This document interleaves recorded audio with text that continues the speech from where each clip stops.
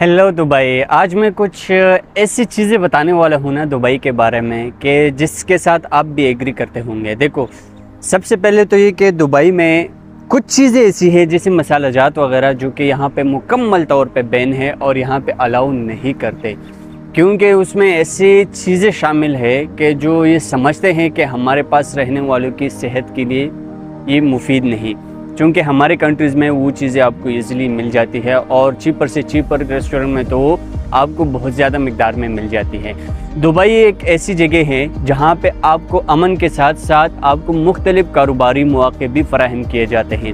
और यहाँ पे जो सबसे बेहतरीन मैंने अब तक देखा है तो वो है फ्लैट बिजनेसेस से लेके हर वो चीज़। अगर आप गवर्नमेंट के साथ कोई बिज़नेस करना चाहते हो तो वो ऐसी चीज़ें, देखो दुबई किस चीज़ के लिए मशहूर है? अमन के लिए। तो अगर आपके पास ऐसे गैजेट्स है या ऐसी टेक्नोलॉजीज़ है जो कि अमन के लिए कारआमद है तो आप गवर्नमेंट के साथ उसके मुतालिक आप ट्रेड कर सकते हो और बहुत अच्छी बेनिफिट आपको मिल सकता है, यहाँ तक कि आपको नेशनलिटी भी मिल सकती है।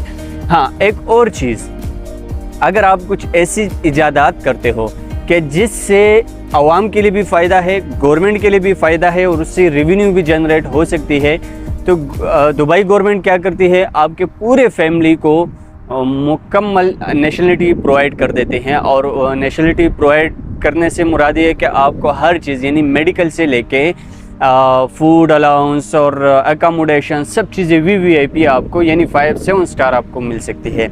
ये तो हो गई ये चीज़ें। अगर इंडिविजुअल तौर पे आपको बिजनेसेस करने हैं तो उसमें नंबर फर्स्ट पे आता है फ्लैट बिजनेस। आप बड़े तरीके के साथ उसको मैनेज करके आप अर्निंग कर सकते हो। ब्यूटी से रिलेटेड, चूँकि यहाँ पे मेजॉरिटी ऐसी लेडीज़ है जो कि वर्किंग लेडीज़ है और उनको अपनी ब्यूटी मतलब वो बहुत ज़्यादा उसमें इंटरेस्ट लेती है, तो वो बिज़नेस भी बहुत सक्सेसफुल है।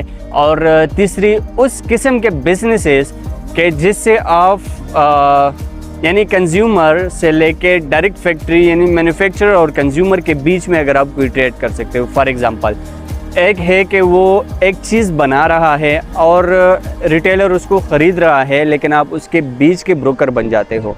तो आप चाहे उसको होलसेल के लिए करो या चाहे रिटेल के लिए, इसके लिए बहुत ज़्यादा आइडियाज़ मौजूद हैं, जिसमें से कुछ आप विद इन्वेस्टमेंट कर सकते हो और कुछ विदाउट इन्वेस्टमेंट कर सकते हो।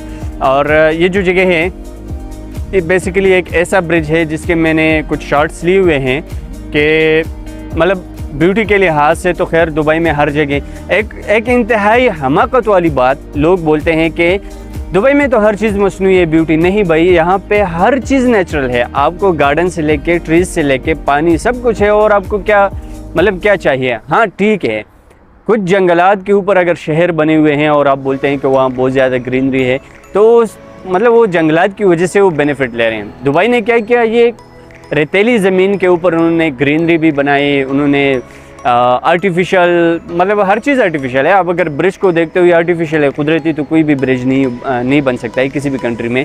तो हाँ ठीक है, पार्क्स वगैरह है वो भी आर्टिफिशियल होते हैं, हर कंट्री में वो होते हैं और आर्टिफिशियल ही होते हैं।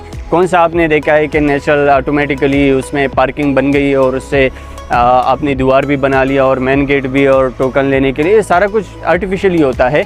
लेकिन यहाँ पे मेंटेनेंस का काम बहुत ज़बरदस्त है, यानी मेंटेनेंस की आप हर कंट्री में देखो वो लोग बिल्डिंग भी बना लेते हैं, चीज़ें भी बना लेती हैं और बहुत एक्सपेंसिव भी बन जाती है, मेट्रो से लेके बिल्डिंग उस तक। लेकिन दुबई में क्या है, मेंटेनेंस होती है। यहाँ daily base check and balance किया जाता है और बाकायदगी के साथ उसके लिए एक मैनेजर होता है जो कि हर एरिया के ऊपर उसको डिवाइड कर देते हैं काम को। और फिर जो वर्कर्स है वो हर 2 घंटे 1 घंटे के बाद उनकी प्रॉपर चेकिंग होती है। तो ये जस्ट जनरल मैं कुछ दुबई के मुतालिक बताना चाह रहा था। मुझे पता है काफ़ी सारे लोगों को इन चीज़ों के बारे में पता भी होता है, लेकिन फिर भी मैंने कहा चलो आप दोस्तों के साथ शेयर किया जाए। Thank you Dubai.